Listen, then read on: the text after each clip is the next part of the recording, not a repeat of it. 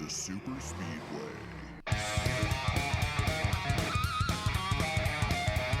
Welcome to episode 254 of the Super Speedway podcast, recorded Tuesday, September 20th, 2022. I'm your host, Eric Young, and I am joined, as always, by my co-host, James Cush. James, how's it going? Good. I feel like we're a little feisty today. Yeah, I'm excited about this one. Maybe. We'll see.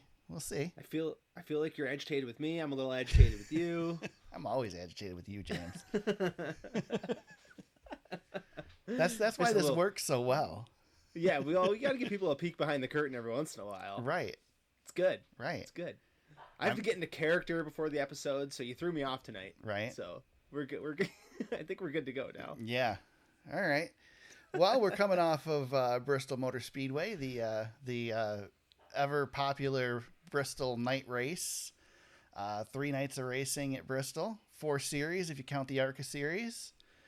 Before we talk about the races, James, what'd you think of Bristol week? Did it live up to the hype? I don't think it lived up to the hype from last year. Last year was such a good year. Yes, it was. I mean, it was still good. The atmosphere, I'll tell you, the atmosphere before the race made me wish I was there. And then all the pre-race videos of the drivers down on pit road during the anthem when that jet flew over and stuff, man, it made me want to be in that place. Yep. It's there is still, to me, no venue quite like Bristol. And it's just it's just NASCAR to me, you know? It's just pure NASCAR. And unfortunately the racing, you know, it was a little bit dicey this year, and we'll get into it. Cuz last year was so great, but when they don't put dirt on it, it's still pretty good. But you know, the Bristol night race is just, you know, that's, I don't know, Eric, I think we've talked about this plenty of times on the podcast, but there not many races tap into my youth anymore. And definitely the Bristol night race is one of those races that can, you know, take me back for sure. Yeah, I agree. I apologize for the dog barking in the background. Apparently the boys' friends are ringing the doorbell incessantly. So the dog is losing his mind, but that's okay. We don't stop because we're not professionals. We power through. Yeah, we power through. So, James, we got our 19th different winner of the season on Saturday night. Old Chris Buescher gets it done, gets a win for RFK. What do you think of that? Buescher. Yes, Christopher Buescher, that's right. Yeah. This was, you know, no doubt about how Christopher Buescher won this race. Chris Buescher. This was, you know, Eric, this race was a complete battle of attrition. Yeah. From the start. And our RFK, to their credit, they were standing tall late in this race, whether it was Brad or whether it was Chris. And finally, attrition caught up to Brad. But just a huge win for RFK. Now we've got, you have it here in the notes, but we have our 19th different winner of the season now. We are, we're going to break the record. It's pretty clear on that. But, you know, Brad said it in the post-race press conference that when he signed on with RFK, and even before that, when they were looking to find someone to put in the 21 car, Chris Buescher always stood out to him as a talent and somebody who had some special ability. And I feel like Brad in this organization breaking through in this way just goes to show, you know, they're a long way from where they want to be, but this team, you know, it's been a rough, bumpy season, but they are heading in the right direction. They're building something there, and these little mini milestones. You know, we've had this 3 weeks in a row now, Eric, with Petty GMS, with 2311, and now with RFK. It's been an incredible first round of the playoff, and it was just we are in the parity era right now, and it's been fun to see. I have mixed feelings on how this race played out, but when we get winners like Chris who have put in their dues and have some talent, I mean, he's a Xfinity Series champion, and we know he can drive, and to go out there and prove it at one of the toughest tracks of the season is just it's a capstone for his career to this point for sure. Yeah, I agree, and you know, it sucks that Brad didn't get the win. But I think this is a win for Brad, like it's a win for Chris. And Brad was there. 109 laps led on the day for Brad. Finishes 13th with the tire going down, and didn't get the timely caution like Christopher Bell got shortly thereafter. Yep. We'll talk about that in a second. I saw a stat. I mean, it's not a major stat, but it's an interesting stat that Roush Fenway Keselowski Racing tweeted out just before we started recording the show. So all full-time drivers, James, of Jack Roush's number 17 have now found victory lane. That's cool. And there's only 3 of them, but still, I mean, Matt Kenseth, Ricky Stenhouse, and now Chris Buescher, but still pretty cool stat. So, yep, that's great. I love that. Yeah, they said that it would be 4, but Zane Smith wasn't able to get a win in his 1 start. So that's right. Yeah, I forgot that Chris missed a race this year too. Yep. And Chris has had some flashes this season, but again, this RFK season has been.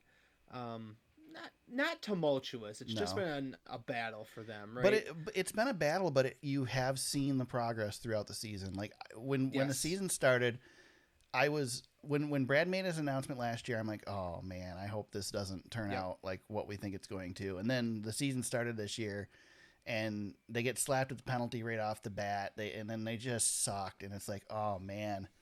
Look at what Brad is an afterthought now, and what's going on, and is he regretting this decision? But he's stood strong that he doesn't, and that it's a work in progress, and we've seen that progress all season long, and some of it I'm sure is the car, but that's the reason that Brad took this step when he did. That's the reason all these teams are taking the steps that they took when they did, and that's the whole point of this car, is to be able to lessen that gap a little bit. And give these guys an opportunity to build back to being a powerhouse team. And Roush, they had their heyday. They had some great times, and I know a lot of people were really sick of Roush at that time, and probably weren't too disappointed they weren't winning for a little while here. But it's nice to see them get back in victory lane for sure. Yep, and I heard, I think it was on the teardown, but this is the first RFK or Roush win on a non-super speedway track since 2014. That's crazy. With Carl Edwards. That's a long time ago, man. That's almost a decade. Yeah. So that's pretty cool. Eric, I will, maybe to put a pin in Brad's night, my heart broke because I know how hard this, well, I say I know how hard. Observingly, I've seen how hard that this season has been for Brad. And, he only has 4 top 10s on the whole year. That's just how, I guess how much of a struggle that team has had, plus the penalty that they've had. Right. But, I mean, there was an opportunity. We only had 2 passes for the lead in this race under Green, and he took this lead. Yeah. From Larson there. And I thought, man, there it is. This is it. They've made it through all night. Everybody else is having disasters. The car's holding up, feeling good about it. And then, of course, that's when he loses a tire, especially, after he long pitted earlier in the race and never had a problem. You figure there's nothing to worry about because he ran so long in the beginning. But I was heartbroken for him. But like you said, he got, it was a gut punch one moment, and then the next moment he won the lottery. So pretty cool for the organization. So we had lots of mechanical failures in this. We had several cars with power steering issues. A lot of Toyotas had issues. Fords with tire failures. Kyle Busch blew a motor. I know there are a lot of people on social media complaining about all these failures, but I will stand by, James, that I am okay with this. It is a 500-mile race on one of the toughest tracks in NASCAR. If some parts break, that's good. Nobody got hurt as a result of any of the failures. Nobody was in any real danger because of the failures. We need attrition like this. It made the race interesting. And I'll tell you what, this race is not an interesting race at all without the failures that we had, because the racing itself, despite the fact that you could run side by side and stuff in the turns, if you talk about the actual racing for the lead, as you mentioned, 2 lead changes in the whole race that were on the track, this race was garbage without all the attrition and uncertainty of it. So, now we need to fix the racing, so that's not what makes the race interesting. Yeah, that's on the car. Yeah, a little bit. But I mean, and I wouldn't even go so far as to say like it's a problem with. I mean, the Ford tire issues. We know people have talked all season long that there's speed there, but you run a fine line and you make you have this risk. And we saw some teams push it over the edge this week. I don't have a problem. That's not a Goodyear problem. Goodyear needs to have a tire that falls off, which we didn't see. The tire was terrible this week, but it had nothing to do with the tire failures. The power steering stuff, that sort of thing. I mean, this track is tough, and they were pulling higher loads into the turns than we've ever done here. This type of stuff happens, and like I said, I'm good with it. I want to see attrition. I want to see parts break. I want to see these things pushed to the limit. And does it suck if it costs somebody a championship? Yeah, it does. But it's always been like that. It's never changed. Yeah. So I'm good with it. Even as a Kyle Busch fan, Kyle Busch, 2 blown motors in 3 races, out of the playoffs as a result. Crazy. He hadn't blown a motor. I forget what the stat was, but it'd been a long almost time. 100 races. Yeah, since he'd blown a motor last and blows 2 in 3 weeks. But hey, man, that's racing. Yeah. Yeah, and I do empathize with the driver's side of this just a little bit, Eric, because they want the racing to be in their hands, and they want stability under the car.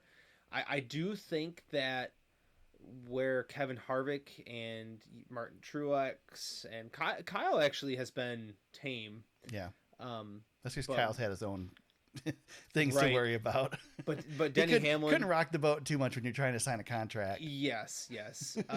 And Denny Hamlin saying we need next gen 2.0. There we are over the last 3 weeks. I feel like the momentum of the new car has shifted based on the drivers speaking out on the issues that they're having. Well, and I will not, sorry to interrupt you, but it's okay. I even in liking the failures, I don't disagree with Denny Hamlin. I think, yes, this car, but I mean, I think we knew that all along, right? I mean, this isn't a news flash. We didn't think the NASCAR was just going to get this thing perfect and that everything was going to be fine and this was going to be the car we used for 15 years. We figured there would be changes. There were changes to the car tomorrow. There were changes to the whatever generation was before this one, We've changed the cars for decades. That's what we do. So the thing is you can't change crush zones in the middle of a season. You just can't. Right. There's no way to do that. You're not going to change a gear ratio in the middle of the season on this, transaxle that they have. You're not going to make changes to the downforce with this bottom pan that costs as much as a car, in the middle of the season. You're just not going to. I expect that what we see when we go back to the Coliseum in the spring, and it's certainly the Daytona 500 is going to be significantly different than what we are going to end the season at Phoenix with. And if it's not, then shame on NASCAR because they should have been working on it. But they are. They ran a test at Martinsville not too long ago working on this stuff. It's coming. Well, and NASCAR has to understand too that they are adding more short tracks to our schedule, just like we've all wanted for years, and it comes at a time where the short track racing is the worst racing in the series. Yeah, this racing was terrible. NASCAR's going to have to NASCAR's going to have to fix this. I agree with you to a certain point that attrition is good. On the other hand, I feel like we should be able to get to a point where we can have some level of attrition. Yeah. But guys should be able to battle through it. Well, and it shouldn't be a role of. I mean, you can artificially create attrition too by just saying, okay, randomly we're going to just shut this car off during. You know what I mean? We don't want that. We don't want just the roll of the dice that we're the unlucky one this week. But parts are going to break from time to time, and I'm okay with that. So, especially in a new car. I just think that I think the rate of the braking is a little bit alarming. That we need to just keep an eye on. And this is our first time at Bristol with the new car the way it is. And again, I'll reiterate that I'm not saying that I'm not saying that this is awesome. Let's keep doing this. I'm saying that I'm all right with some stuff breaking. We'll work on it. We'll make it so it doesn't break next time. But it's not. Nobody's losing a shot. I mean, Kyle Busch didn't lose the championship because of this blown motor. He lost out on the championship from other failures that have happened along the way. The whole season of a whole, even with the reset, it's still what you did during the season still puts you in the position that you are in the point standings going into that reset or after the reset. And so you can go back anywhere and find where you could have gotten those extra points that cost you that moving on to the next round. So exactly. You know, don't put yourself in that position. That's what I always said about the Lions when, you know, people would, when the Lions would lose games at the end or have close games at the end. It's like, don't put yourself in the position to have a ref's call cost you the game. You know? Right. That's right. Yep. Execute. Yep. Execute throughout the entire season. Which Speaking of executing, James. Uh-oh. You know who didn't execute? Let's hear it. Kevin Harvick. What the hell with that last pit stop, man? Yeah. And not Harvick's fault, but his pit crew definitely cost him a chance at a win. He came to that team came to play. Yeah. I mean, they brought a good piece for him. Just didn't happen late, and that was the end of it. But they were swinging for home runs. Yeah. So I think every little bit, you know, and probably on pit road too. I mean, at that point in the race where he was at, you got to push just a little bit harder, and things just happen. Do you know what pit road at Phoenix is going to be like? Oh boy, these guys are under so much pressure, James. Look at all the pit road issues we had in this race. Yeah. Yep. It's only going to get worse. This is just the first round.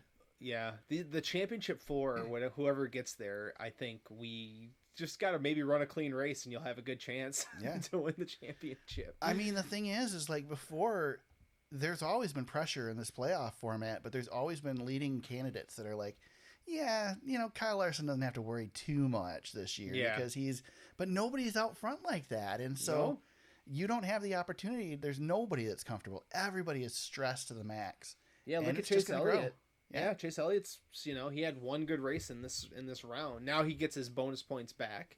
But things could have been really awkward for Chase if things don't break a little differently. Yeah.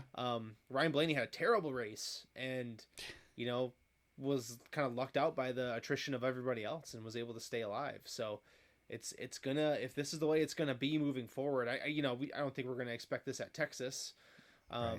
But Talladega for sure, you know. Yeah. And the Roval. How many lives does Ryan Blaney have this year? He's on life support now. We'll talk about him, I think, when we get to the news. After this race, but that team's on life support now.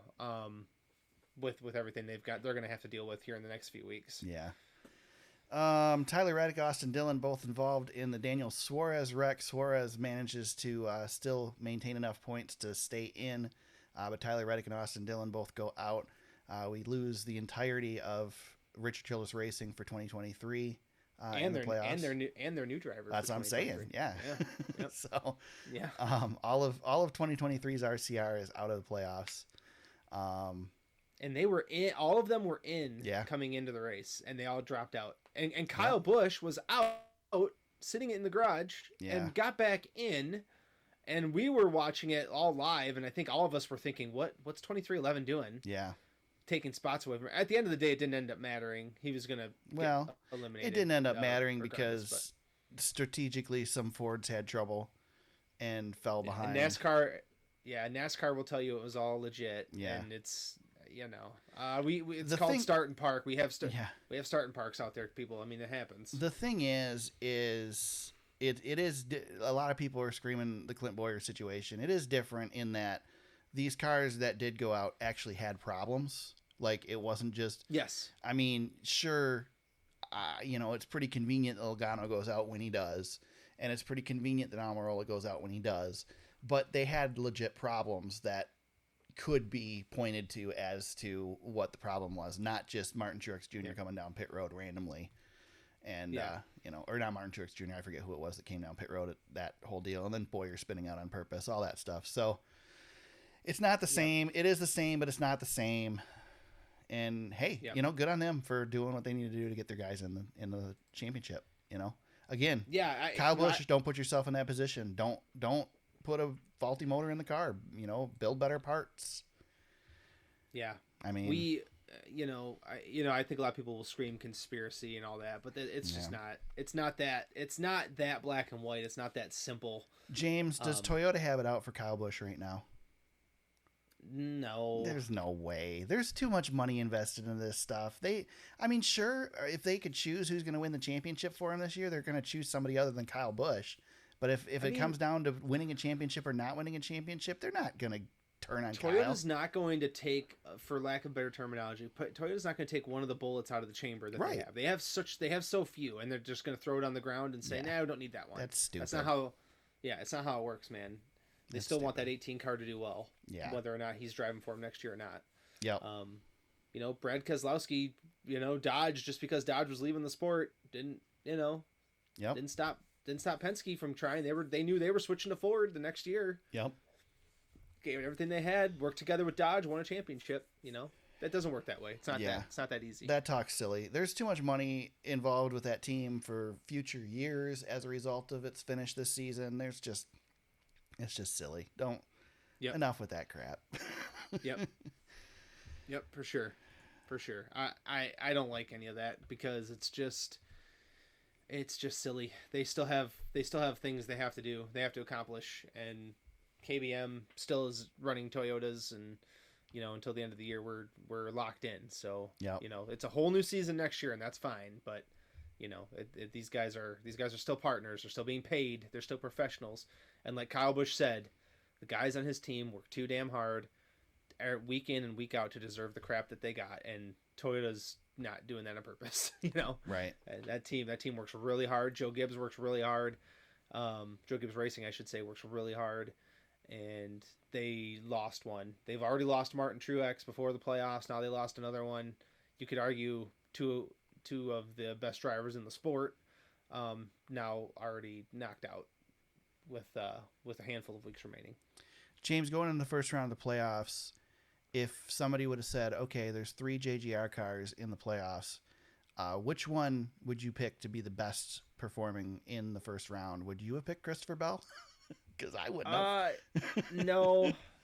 No, because Kyle's the safe bet, right? And Denny has been, Denny's been Denny for a while, but Kyle Busch. But again, hindsight being what it is, Kyle Busch has been in some turmoil here of late. So, it's easy to maybe put the pieces together now, knowing everything that we do know, but still, it's Kyle freaking Busch. Right. He's or KFB. Right. Right. So KFB. There you go. I was a little slow on it. But he's one of the best. Yeah. You don't expect Eric, bringing up a good point there that kind of ties in. Kevin Harvick and Kyle Busch have never been eliminated in the first round of the playoffs, and two of our first ballot Hall of Famers, gone just like that. Yeah. Just like that. Just goes to show you what the season has been. And another interesting stat too, we've never gone a round of the playoffs with it being swept by non-playoff drivers, but all 3 races won by non-playoff drivers in this round. I like to push back on that because the 45 is a playoff driver, but that's just No, it's a playoff team, not a playoff driver. Right. Come on, James. I know, I'm with you. But that's it's I mean, are we gonna have to put an asterisk on the champion this year, because somebody's gonna win the championship this year that is not expected to win? That's another point I wanted to talk to you about. So, Eric, let's do this really quick. Yeah, let's do this because you said asterisk championship, and I don't believe in asterisk championships. I think we've all got what we've got. Yep. But let me throw this one at you. Because I think we only have 4 legitimate championship contenders. Okay. That being said, I wouldn't be surprised with this season's going if somebody stole this championship. And I would say it, if somebody out of my 4 stole this championship, I would say that's thievery. But my 4 title contenders, and I'm crossing everybody else off the list. I've got 4. Here they are: Chase Elliott, Joey Logano, Kyle Larson, and Denny Hamlin. Everybody else, I don't think anything will come from the rest of the group. I think we've got those 4 guys, and those are my only guys who can win this title from here. What do you think of that? I'm going to counter with, it has been 4 races since one of those drivers has won a race. True. And so that just shows how unlikely it is that one of those drivers is going to finish ahead of one of the guys that's not in the Final Four. Yep. I agree with you. I don't know, man. I think, first of all, I don't think you're going to have to win the race to win the championship this year. That's right. Yep. I honestly would be very surprised if the champion wins the race this year. At this point, yes. And I think we're going to have somebody who's going to sneak in there and steal this thing. And I mean, I think this is the type of year, James, that a Chase Briscoe wins the championship or a Christopher Bell wins the championship. Alex Bowman. This could be this could be his moment. This could be the perfect opportunity for Alex Bowman. Yeah, I just see something screwy like that happening, and nothing against those guys.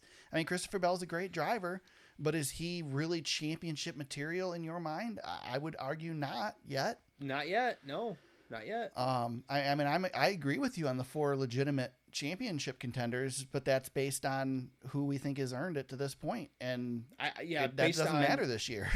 And I'm basing that purely on what I've seen this season, but also driver talent and guys who have made this journey before, teams that have made this journey before.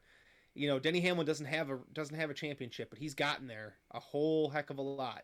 Yep. So if he were to come in and get one, I wouldn't be shocked. Now, even Ross Chastain at this point, if he were able to figure out a way to get into the Final Four and win a championship, I think that would be a steal because he's dropped off so much. Yeah, I agree. We haven't had anybody in this season go on an extended run longer than a handful of weeks. Normally there's separation at some point. We just haven't had it. Chase Elliott for a few weeks was hot. Ross Chastain got hot for a little bit. Heck, even William Byron early in the season. Byron was hot. Willie B was your favorite for a while.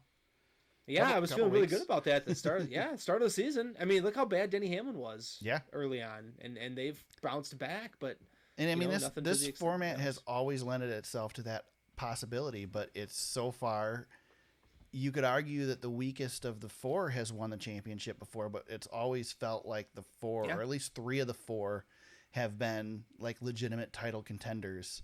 Yeah. And this year, I mean, we're not there yet, but this year it really feels like a year that it's not, that matters a lot less. Yep. And you can argue whether that's a good thing or a bad thing. I mean, I could go either way with it. I've got 2 examples in this current format that I think are applicable to where we're at this point.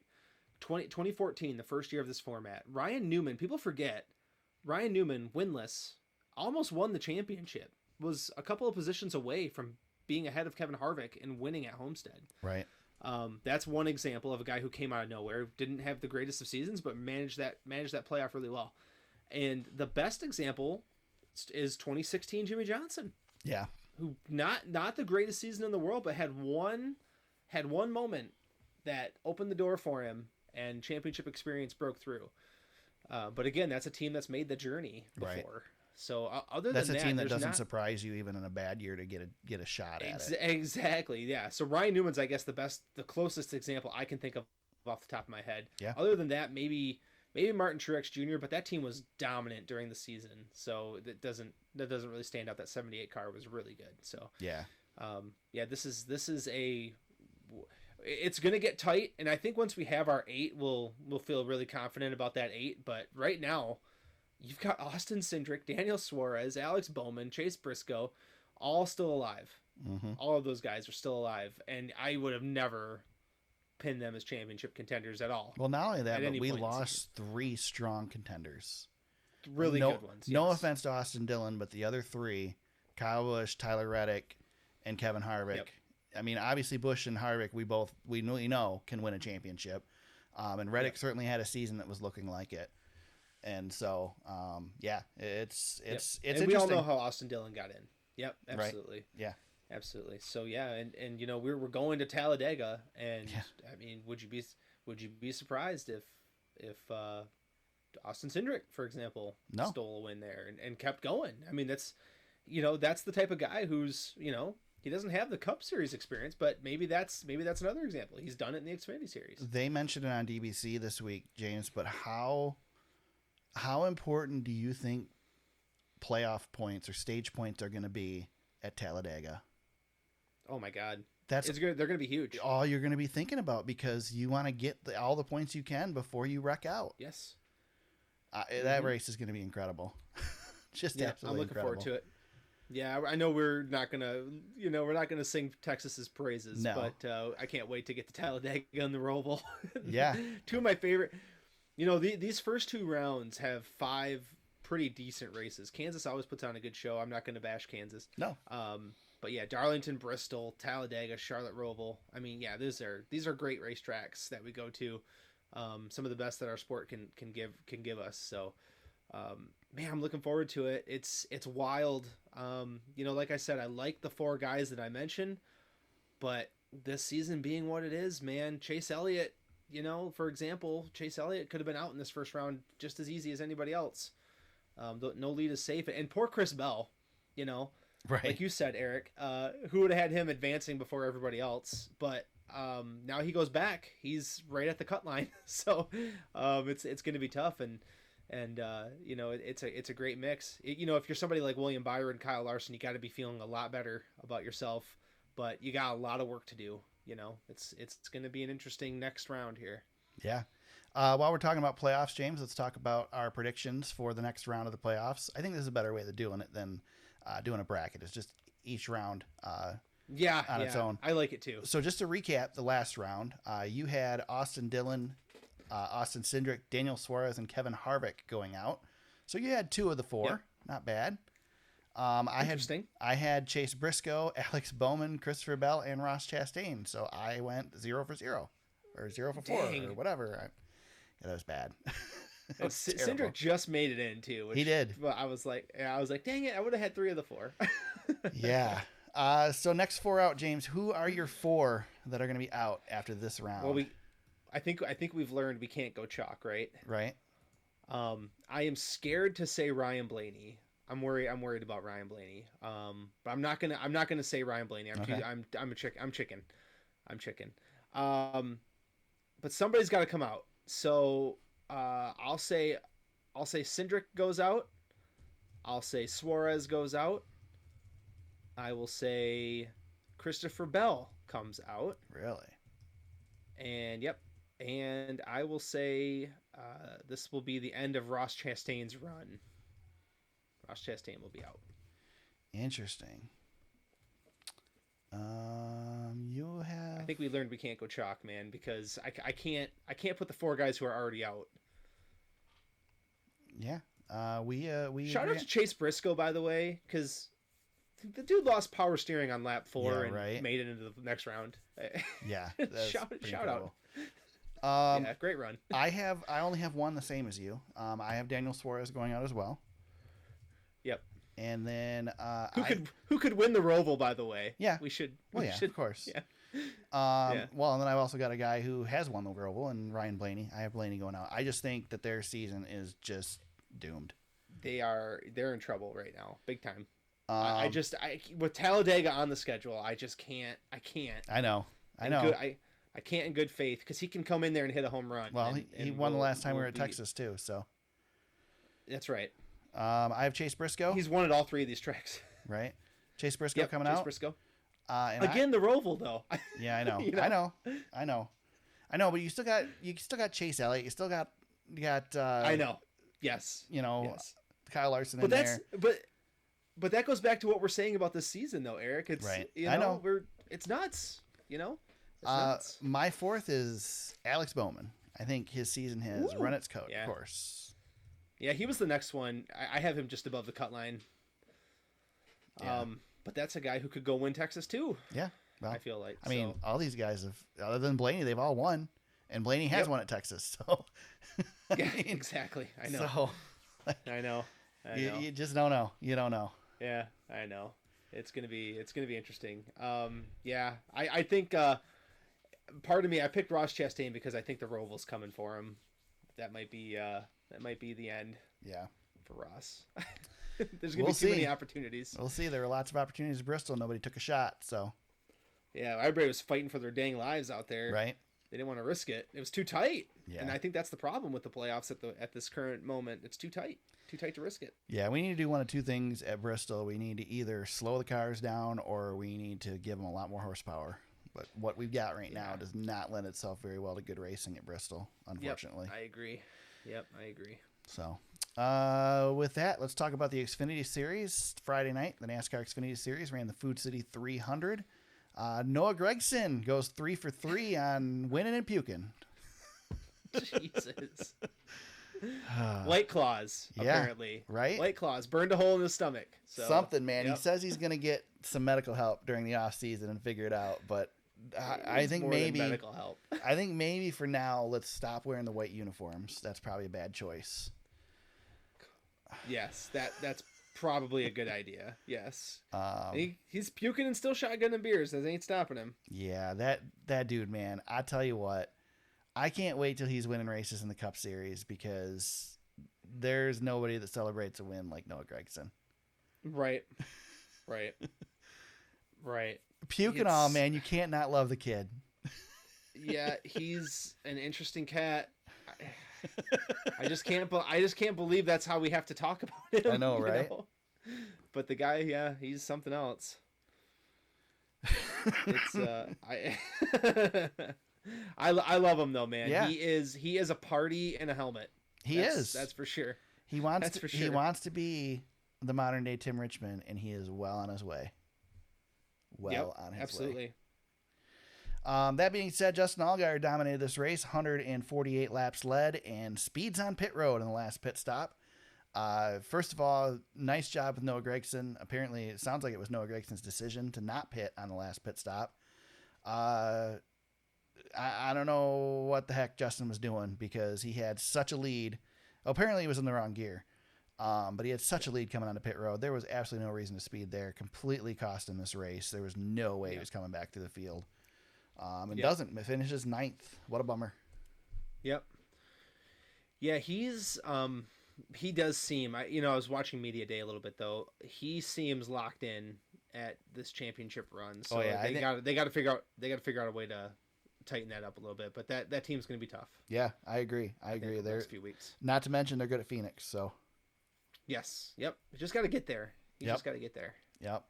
But, Brandon Jones had a chance, ran down Noah Gragson at the end, did not take a shot at him. Conveniently enough, that was the same week that Brandon Jones announced he will be taking over the 9 car in 2023. Brandon says that thought never went through his head on that final lap. James, what do you think of that? Yep.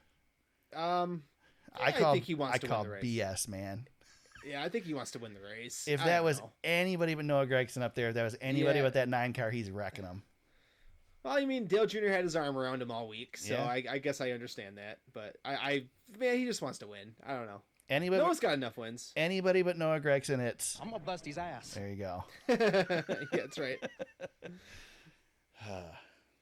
Yeah. So there you go. That's the Xfinity Series. Anything else worth talking about in this one? Well, we're at the end of the regular season. Yeah. Which is the big thing. AJ Allmendinger won the regular season title, but is not the first seed. Yeah, that's interesting. That's how dominant Noah Gragson and everybody else has been. Yeah. AJ falls to 4th in the points. That's crazy. Wins the regular season title and gets rewarded with here's 4th. Which is great. Noah Gragson, by the way, basically gets the 1 seed based on his last his run that he's on right now. Right. Just unrelenting butt whooping he's putting on everybody. That 9 car is on a rail, so no stopping him. Let's see. Sam Mayer, Daniel Hemrick, Riley Herbst, and Ryan Sieg are your 4 on the outside looking in as we start the round of 8 for the NASCAR Xfinity Jeremy Series. Clemens. Yeah, Jeremy Clemens back in. Yep. We talked about that last week. He gets to be the 8th seed. Yep. It's exciting. Yeah, it is. It is. I'm looking forward to seeing how this Xfinity Series plays out because we got some guys. We know that there are guys going to the Cup Series who ain't coming back to run for a title. This is their last chance. Yeah. Two of them notably, Noah and Ty Gibbs. I want to see those 2 guys settle this. Yeah. Right now, because I'm with you. I mean, if it doesn't happen, I think it's a 3-man race for this championship. Sorry to AJ. I just don't think that team's got. Despite winning the regular season championship, I just don't think they've got what they need right now to compete with Junior Motorsports. And then Ty Gibbs is just in a league of his own. Great car and obviously terrific driver. So it's going to be interesting. I have a hard time betting against any of the 3. I don't know who I would pick out of the 3. I kind of feel like it's going to go to Ty. I feel like Ty's going to be able to put it together. Yeah. But I don't know, man. I'd love to see any of them do it. Yeah, I'm rooting for Ty and I'm rooting for Noah. I want and Noah to get it, man.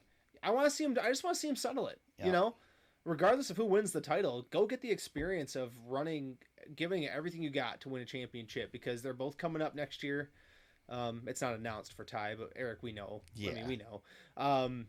And we know Ty's going to be in the best stuff next year, but this has I didn't think we were going to get to the point where we were with the Xfinity Series where we were a couple years ago when Chase Briscoe was winning 9 races and Cindric was winning a bunch. I mean, it was just a free for all of guys that were winning a ton of races, and here we are again. We've got 2 guys that have separated themselves, next level talents that we know we're going to be seeing on Sundays for a long time to come. And you know, they might not be able to race for a title for about 5 years here while they're, you know, going through their growing pains. So this is a huge moment for those guys, and you know, nothing to hang your head about if you finish second to either one of these guys. No. This is a great experience. That's what the Xfinity Series is all about. And then you've got vets like AJ and Justin Allgaier who want this title. Well, that's the thing. Like, I think people forget that because Justin's been so competitive for so long in the Xfinity Series, he doesn't have a title.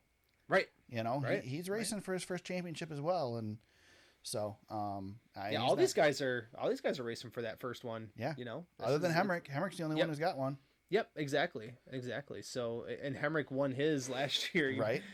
With not winning a race until the very bitter end. Still the only race he's won. Yep, the last lap of the last race, and he got a title out of it. So he knows how to get it done. The points lead between Noah and Ty and well, all the way down to AJ. That top 4. I mean, they're so far ahead. Yeah. They each all have a race buffer. Noah specifically, he's got a full race. Right. To play with here, so he should be able to navigate this pretty well to get to that. Just get there and make it happen. There you go. NASCAR Truck Series raced on Thursday night, the UNOH 200. Ty Majeski finally gets himself to victory lane. Good win for him. Yeah, absolutely. That was a long time coming for him. How many times has Ty Majeski been counted out? I mean, how many times? Talk about somebody who's resurrected his career multiple times. Man. I'm telling you, I was looking at his career after that race because I'm like, man, Ty. I just feel like Ty's been around. He's raced for Roush for a little bit there, didn't he? Yeah. He went through that system and never really got that full-time opportunity. Was pretty decent in the Xfinity Series, but you know, never really got that shot and got bumped back down and has been trying to find a home. He won a lot of late model races though. A lot of late model races. He went and won a bunch of ARCA Menards Series races there in 2019. Yeah. You know, just basically every time he showed up, he was a threat. And now he's got one of these big titles in it, or big wins, and now puts him in the championship hunt for a little bit here. Yeah, I think this is another one of those. I think that's going to be a floodgate opener that I think we're going to see more wins from Ty Majeski. He's been in the running. I mean, he's been right up there. Yep. And getting that win, sometimes that first one's the toughest. So. Well, and it's got to feel good, especially with the way the Truck Series playoffs are laid out. Now he gets to go to Talladega and Homestead. He doesn't have to worry about it. He's in the Final Four. He's locked in. Yeah. Shot at a championship. Yep, he can rest easy. Somebody like John Hunter is on the outside looking in right now. Guys who have a lot more pressure than him and had a lot more pressure than him before this win. So he's got to be feeling good. They can really focus on what they need to do to be ready to go at Phoenix for the championship. John Hunter Nemechek, Christian Eckes, Grant Enfinger, Ben Rhodes, all outside looking in right now on the championship 4. That's a who's who. Yeah. Of Truck Series guys, and especially John Hunter. This is, you know, we talked about him a little bit last week, but he's got to bounce back. He's got some time though. He can get it done. He's gonna get in there, right? Yeah, he's got to. He's too good. Friesen's not gonna stay in the top 4. Friesen's gonna fall out. I don't think so. I think Friesen's coming out. I'd expect Chandler and Zane Smith to stay in there. Chandler's got such a nice buffer. He's got to be feeling pretty confident too, because only so many guys can fall out. So, how much do you think the KBM thing is going to be weighing on someone like Chandler Smith or John Hunter Nemechek? I think John Hunter is probably pegged for a Cup Series ride next year potentially. I mean, I think if Reddick doesn't move over to 2311 and Kurt doesn't come back, I think John Hunter's got himself a ride. Yeah. I think John Hunter might have himself a Cup ride before the season is out, to be honest. I think Chandler's pretty safe too. I think if he doesn't stay in the Toyota pipeline, somebody will make sure that he is all set. I think this is a big deal for the guys working at KBM. Yeah. This is a proving moment because I know Kyle Busch is worried about his employees, making sure that they still have jobs. Well, and you got to make sure that you got something in place so they know they've got it somewhere, because otherwise, you're working in that shop and you don't know what next year looks like, and you got an opportunity to jump ship. You're gonna jump. Yep. And there's pride with all those guys. Yeah. And I know it's a stressful situation, but there's pride with Toyota too. I mean, that's been a long-standing partnership. Yep. And they owe it to themselves to give it everything they've got to try to win this championship. I'm not worried about KBM in this instance. I think it's not. It's a lame duck, but it's not a lame duck, right. In a sense. I think they'll be fine. fine. I'm not worried about their performance throughout the rest of the season, but it is something that, I would assume that those guys that are driving those KBM trucks, I mean, they probably didn't have a deal next year anyway yet. Yeah. But there's uncertainty now because you're in the Toyota pipeline. Toyota's going to find a place for you, but you don't know where that's going to be. Right. I mean, John and John. It's not like there's a ton of openings over at ThorSport to go and slap them in. Right.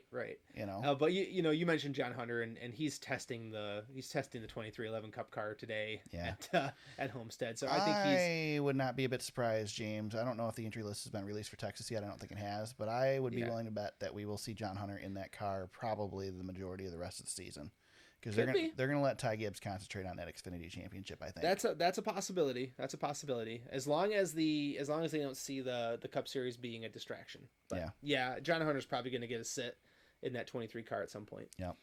So there you go. All right. Got some news this week, James. We didn't hold the podcast last week, even though we knew it was coming.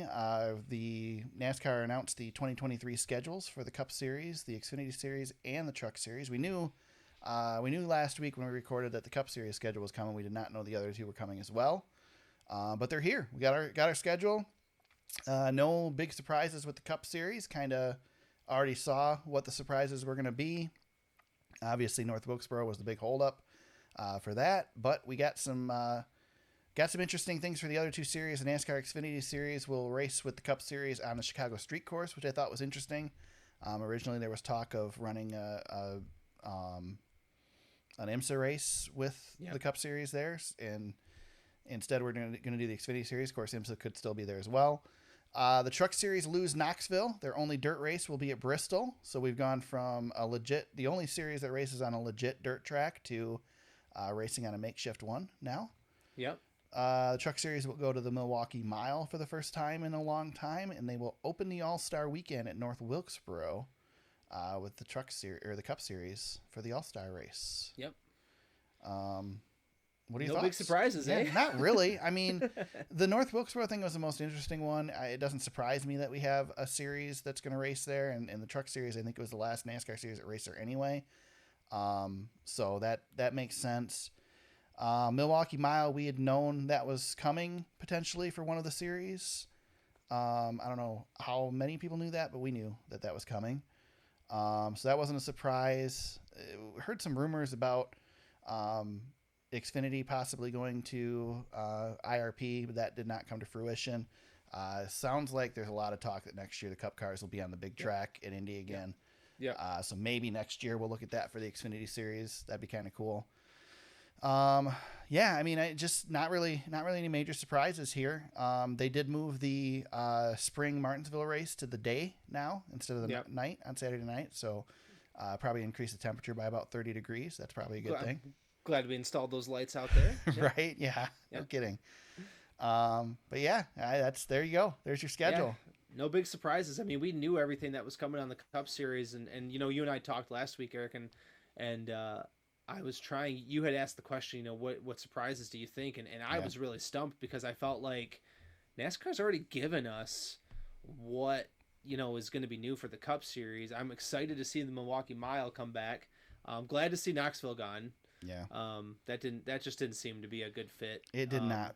Knoxville is a great track for open wheel cars. I just don't feel like it's a stock car track. Yep. They tried to replace Eldora, and it's just now Eldora. Bring Eldora back any day of the week. Yep. Eldora was perfect. Yep. And seeing Dirt Bristol back on the schedule just is an adjutant to me. Not me. But I'm still, James, and I'm not just doing it to try and get you that's riled cool, up. man. No, that's cool. We can have differing opinions. I'm good with that. I like the fact that if we're gonna run at Bristol, we do something different. Look, people weren't going to the spring race, so we found a way to get people in the place. Yep. So. I just like watching Bristol as it is.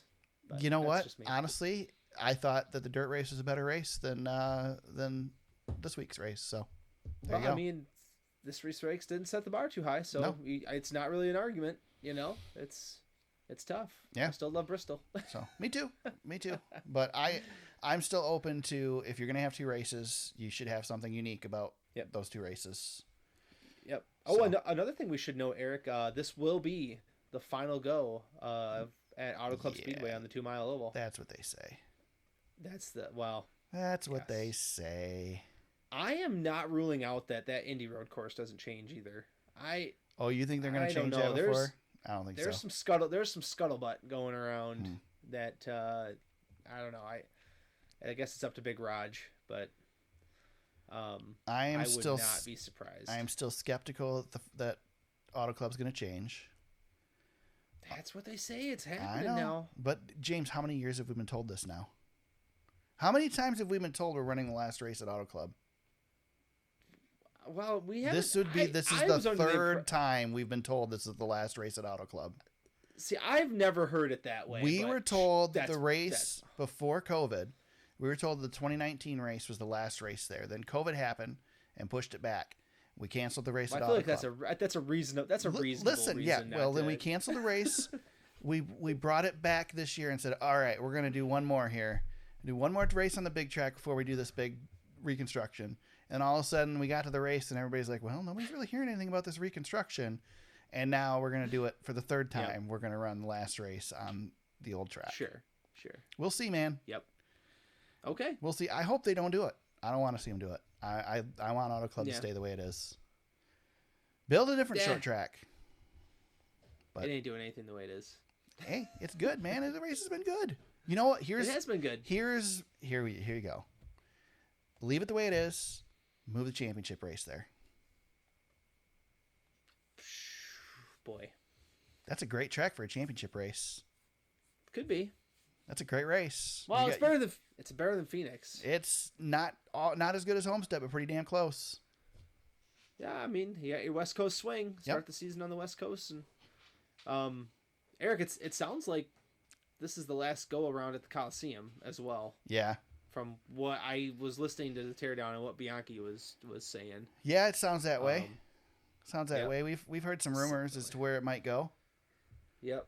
It might be traveling. Might be a traveling circus. Might travel in the U.S. Might travel out of the U.S. Right. Might go a little bit north. We might. Who knows? Go somewhere else. Who knows? But I don't know if we can go. We can't really go north in February. So, Xfinity Series going to Sonoma as well for the first time. That's another one. Yeah, that's right. Yep. So we got a couple of changes, minor, but I think NASCAR has settled in where they're going to do something wild every year. Next year we get two wild things. We get a street course and a Wilkesboro. So yeah. But I think Wilkesboro is going to find a way to be a mainstay. I don't know. Yeah, I think so. I mean, the thing is, though, you do that.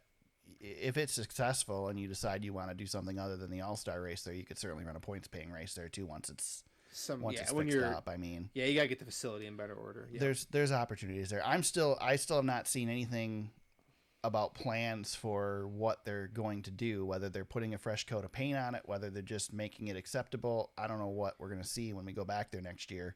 Yeah. But I do know that I saw video or photos from there just recently, and the souvenir trailer is still on the property from the revival race, and it doesn't look like any work is being done. So if they're going to be fixing this place up to look like the renders before the All-Star race, they better get working on it. Yep. So that's for sure. But I don't know. We'll see. Yep. I mean, honestly, if they did nothing to it, and brought the Cup cars there with what they had with the revival, other than adding some more lights to make it better for TV, they could get away with it. and people would be fine with it. But Yep. so there we go. That's our schedule. 2023, all set, ready to go. Speaking of things we knew about in advance, James, Brandon Jones announced as the driver of the 9 car for JRM next season in the NASCAR Xfinity Series. We hinted at it last week that it was going to be unremarkable, and it proved to be. Yeah, that's right. Well, let's see if he can do something with it. Yeah. It's got big shoes to fill. Yeah. He's bounced around every other team. He's run out of teams. So. Yeah, he's pulling the Elliott Sadler a little bit. He Where he's raced for everybody in the Xfinity Series. He is. With some sponsorship support. So, but hey, I sat there and talked about how unremarkable it was going to be last week, and then he almost wins the Xfinity race. So that's true. He's still in the championship hunt too. Yeah. So, yeah. What do I know? That's. Kyle Larson extends his contract with HendrickCars.com and Hendrick Motorsports through 2026. Beautiful. Yeah, no surprise there, right? I mean, he's not going anywhere. Eric, I didn't realize that HendrickCars.com was as big of a organization. Yeah, as it actually is. It's a big deal. It's a $11 billion company. Did you know that? I didn't know it was that big, but I knew it was big. All right. Well, I guess Hendrick's getting a pretty dang good return here. Yeah. Yeah, I mean, winning championships. You made a comment after this was announced about, that you think that they could find some other sponsors or whatever, but I think this is a pretty good deal for everybody and everybody's happy. Yeah, I don't think they're shopping for other sponsors for Kyle Larson. I don't think they're pressing the gas too hard. No, they've got a handful of races with Valvoline and a couple other sponsors out there. Most of the companies that are on Larson's car are owned by Hendrick. Yeah. So, I'm sure they've got Kyle Larson at a pretty team-friendly deal still, and his contract, this extension doesn't kick in until after next year. So, right. Interesting that there's a date on it. We don't see dates very often. I wonder, Kyle has expressed many times that he has other interests beyond racing in the Cup Series when he gets there. I can't imagine this is his last contract in NASCAR, but he's not going to stick around long. He'll be gone before 40. Yeah. He's not going to be around like Kevin Harvick. He's going to go race dirt. He's going to go race the Outlaws. I know he's having so much trouble getting to him right now. Yeah, and I know he's starting his own dirt. He's starting his own dirt open dirt sprint car summer showdown next year, right? He's doing basically the SRX series on dirt. Yep. So it's gonna be interesting. His future is gonna be. I think this gives him some stability moving forward. But definitely something to keep an eye on as we get closer. But he's gonna be here for a while now. Yeah. Petty GMS just a couple weeks after winning a race with Eric Jones, finds out that their pit crews are going to be unemployed next year because they're going to use JGR pit crews next season. It's interesting. Yeah, I thought that was a strange move, to be honest. Toyota guys pitting a Chevrolet. Yeah, it's odd. Eric Jones's former crew members coming back to play with him. So, this is interesting. It's a bit of a feeder system for Joe Gibbs because it doesn't do them any good to pit in the Xfinity Series, right? Right. That's true. You're doing 5 lugs to 1, so maybe this is a way for them to get more practice and bring guys up that they see fit. Yeah, I guess. It just seems odd. I mean, but I guess if you can gain an advantage. There's no Toyota teams to pit, and Denny Hamlin has said 2311 is not going to use them next year. That's true. They're going to get their own guys. So that's true. Speaking of JGR pit crews, Hamlin and Busch swapped pit crews this week. Not surprising. Put the best crew with the best car for the championship, right? Yep, and this is his 3rd pit crew of the season. Is that right? Something like that, yeah. Man, Denny. Yeah, it makes sense. Kyle's not racing for a championship. You got to put your best guys in. It sucks for the guys that have to move, but yeah. Is what it is, man. You got team orders. Got to go out there and win the championship. And more pit crew news. We saw the loose wheel from Ryan Blaney's team on pit road at Bristol. As a result, his crew chief, Jonathan Hassler, and pit crew members Zachary Price and Graham Stoddard will be suspended for 4 weeks, starting at Texas Motor Speedway. Beautiful. This is what I was hinting at earlier in the show when I'm like, Ryan Blaney's in a little bit of trouble here. This sucks. Timing's terrible. Yeah. To lose your guys, but couldn't have been worse timing, James. The timing could not have been worse. This sucks because Talladega is one of their strong suits, but I don't know if it's that. I don't know. What do you think, Eric? Is this isn't a complete detriment to the team? I mean, I will go back to saying what the DBC guys have said. The flaw with this penalty is that you take the best crew member, best opportunity, best option this crew has to put a tire on. They screw up and the tire doesn't get secured. They lose the tire. And as a result, you penalize them by taking their best crew member away and putting somebody less good in that position. Yep. I mean, that seems counterintuitive. But at the same time, you got to penalize these guys somehow. And the tire got away, and it did go into another pit stall where there were team members and almost took somebody out. And we can't have that. So penalty needs to happen. I don't know if this is that big of a deal. I guess it depends on who they've got as backups. I think the crew chief aspect is not, especially for a race like Talladega. I don't think the crew chief does anything at Talladega, so that won't really matter. You pretty much drive the car you bring, and he's going to still be in the shop. So I don't know. They still call the race. They just call it from a different location. So I don't think it's a big deal. But losing the crew members could be. Yeah, get Blaney a decent handling race car and get him out there. Let's see if he can get it done. Yep. Any news that I missed, James? I think that's it, bud. Okay. I'm checking the Twitters and we're caught up. Good deal. Nothing breaking today. Good deal. With that, we go to Texas Motor Speedway this weekend. We have the Xfinity Series and the Cup Series in action. This past week, James had the worst week of the season that any of us have had, maybe ever, but definitely this season. It's terrible.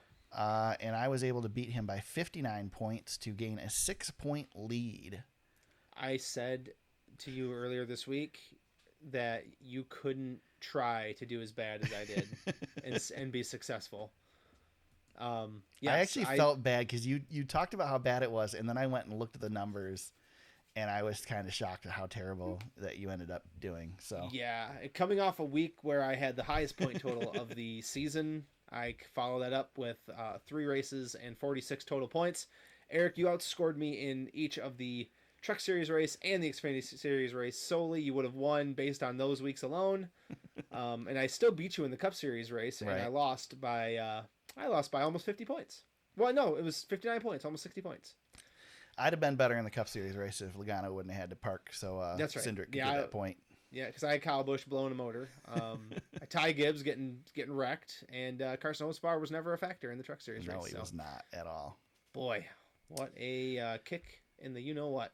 And what that means, James, is you get to pick first. The Xfinity Series has lost my lead. The Andes Frozen Custard 300 at Texas Motor Speedway. Who is your pick for the Xfinity Series? Good Lord. Well, give me the hot hand. I don't know if he can win 4 in a row, but I'm going to get Noah Gragson because I can take him, and I get to pick first. So give me Noah Gragson.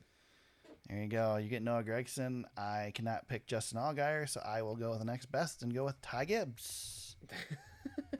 We are down to championship winning time. We are not risking it anymore. Gregson was my pick. Ty is just my backup. I was definitely would have gone with Gregson. So yeah, I was sniffing around Austin Hill a little bit. Yeah. But I don't know. I'll take the devil that I know. I'll go with Noah Gragson. NASCAR Cup Series is at Texas on Sunday. The Auto Trader Echo Park Automotive 500. Who do you got, James? Well, a little bit of a sticky wicket here. I want to take Toyota Power. It's just which Toyota do I want? And the time has come for Martin Truex Jr. Oh, okay. Wow. Yeah. It's got to win one. Martin Truex Jr. Interesting. All right. Well, Thank you for leaving me the favorite for the weekend because I'm going to go with Denny Hamlin. There you go. As my pick. I'm with you on the Toyota Power, and Denny was second here in the All-Star race. I'd love to pick Blaney, but I just think I think the deck is I'm stacked worried against about them. Blaney. Part of me, deep down, wanted to take Bubba Wallace, Yeah. but I don't know. I feel like Bubba's luck eventually has to run out, and Martin has had nothing but bad luck. So let's maybe get some good mojo. And, I will note that one driver dominated the first 40-some laps of the All-Star race this season before driving over the rear wheel of Ross Chastain, and that is Kyle Busch. Yeah, So true. another good pick here. Yeah, Martin has just been too good this season for too long to not. He's got to win get a race. win this year. It's like, But so does Blaney. Yeah, I know. Well, Blaney doesn't have a crew chief, so Yeah. it's tough. It's just really tough. crazy. Just crazy. Yeah. 19 winners and those two still haven't won. I know. Just incredible. I know. It's madness. You know, we've tied the most ever. No, I bet you we don't have any more new winners at this point. We might not. We'll we just might finish not, out but the season now. We could easily get to 21 and not be surprised. No, at not this even point. not even a little bit. I mean, Chris Buescher was not a surprise, but was a surprise. And you still got Brad Keselowski waiting there, who's running well, and we're going to Talladega. Yep. So. Yep. Yeah, exactly. And who knows, man? Ty Gibbs could show up at Vegas, for example. Yeah. You know, and I don't know. It's just nuts. It's crazy. Yep. Hopefully I can get my lead back, but we'll see. I haven't picked first in a little bit, so right. That was awkward. Yeah, so I managed to perform in that in the picks, but not in the fantasy league, James. I am holding down the back of the field quite well with a 9th place finish. How'd the fantasy league go this week? Yeah, you're limping to the end, Eric. It's bad. I don't even know what I'm doing, man. It doesn't matter who I pick. Well, when you're in a funk, when you get into a funk, there's not much you can do. It's just garbage. I mean, well, I thought I picked good picks at Bristol, but nobody had a great week except Fast to the Grass, who won with 230. But that's just because he didn't pick anybody who had issues. Everybody else had problems. Yeah. So Fast to the Grass wins big, and then the champ is here second, Tandem, Draftona third, and I was fourth, just hanging on. But Eric, the big development is the overall standings, where we have a new second place person. Yeah, who's that, James? That would be our defending two or three time defending champion, Ranger Runyon. We are in the exact reverse mode of where we were a year ago. So that's Ranger's gonna have to track me down. I'm in first, Ranger second. Green Eggs and Hamlin is now in third, just 4 points behind Ranger. So it's on. We're here. I've been saying for months. There's one guy I'm afraid of, and there he is, just staring me down one more time. If I have to try to win this championship, it has to be through that guy. So, well, I've successfully moved out of the 7th and 8th position down to 9th, so I am. it's really I have one more to go before I am the last one, and I might start losing spots to the people that quit participating this year. Do you want me to hit the remove button for you? I don't know. I feel like Kyle Busch sitting on pit road right now, just wondering who else is going to pass me. Yeah, you're snake bit. You just can't seem to get out of it. It's bad. It's tough, man. I felt I was doing so. I mean, I was like, wasn't I like top 4 at the beginning of the season? You were hanging around top 4, top 5. Yeah. And then just all went to hell. Gotta love it. Gotta love it. You got any shout outs this week, James? I'll let you go first. I don't have one, so. All right. No, I actually don't have one then this week. All right, so no shout outs this week. How about Jackass Corner? You got any jackasses? I don't think this qualifies as a jackass, All but right. it does qualify as a look at me Louie. All right. And that look at me Louie is Toyota Racing Development Executive David Wilson. Yeah. Who just can't seem to get off the microphone and has to keep doing interviews, because now we have an NBC Sports article written by the great Dustin Long, by the way. Toyota executive, we lost Kyle Busch a shot at his 3rd championship. You also lost Kyle Busch. I almost said it. I want to jump on You this. actually did lose Kyle Busch, David. I want to jump on this bandwagon with you here, James, because here's the thing, and I wanted to talk about this last week and completely forgot about it. But when David Wilson says we did everything we could do to keep Kyle, that is complete BS, because there is one entity that could afford to spend the money to keep Kyle, and that's Toyota. That's right. If they That's right. really wanted to keep him, they could have ponied the money up and sponsored him, put TRD on the car, and there you go. You got Kyle Busch. Yep. And they didn't do it. You know they can afford to do They it. didn't want it. They Nope. didn't want to do it. Now he wants to look like the victim. Jeez, man. Yep. Stop doing interviews about Yeah. Kyle Busch. Just stop. Yep. How many times did we hear, oh, it's going to be catastrophic if we lose Kyle Busch? Right. Oh, blah, blah, blah. Blah, blah. And now, oh, yep. Well, now it's our fault. We lost him his championship shot. Get out of here, man. You lost Kyle Busch. That's what you lost. You lost it all, man. You have no Truck Series program now. Right. Get out of here. Get Yep. out of here. Look at me, Louie. There. Wow. I am curious Man, to that see what irritated they do with this Truck Series situation, because I mean they've already got the what the heck this the ThorSport team. Yep. But I mean, do they just pump more money into ThorSport, or do they have to have another team? Do they have to? I mean, do they talk Denny into fielding a truck team? Do they get JGR to field a truck team? I don't think Michael Jordan's interested in minor leagues. Yeah, I don't know. I don't think that's where his money's going to go. Well, that's the thing though, is it's not his money. I mean, Toyota funded KBM essentially. Sure, yeah, absolutely. So they can fund another team. Yep. That money's going to go somewhere. They're not just going to put it on the shelf. So We're going to have an interesting offseason. yeah. The And Truck Series it's may be late. more interesting than normal. Well, it's so late. Yeah. That's the thing. It's Right. so late. Yeah, but that doesn't matter because the deals for the Truck Series are signed in the offseason anyway. Yep. I mean, you don't Yep. have a ton of people that are solidified at the end of the season. Right, that and they they're know all where they're year to going. year in the Truck Series. Exactly. It's not there's Exactly. no long-term Truck Series drivers. It doesn't exist unless you're Matt Crafton. Right. Yeah. But my God, it just when I saw this, I was just I was immediately irritated by the whole thing. Yeah. Yeah, I've been irritated for a couple of weeks, so I'm glad you brought it up. Golly, man. Now he just wants to try to save face with Kyle Busch. Mhm. I don't understand it. Yeah. So my jackass this week is pretty easy. I'm just gonna go with the teams that beat themselves this week. I'm gonna go with Kevin Harvick's team, for example, for leaving the tire off.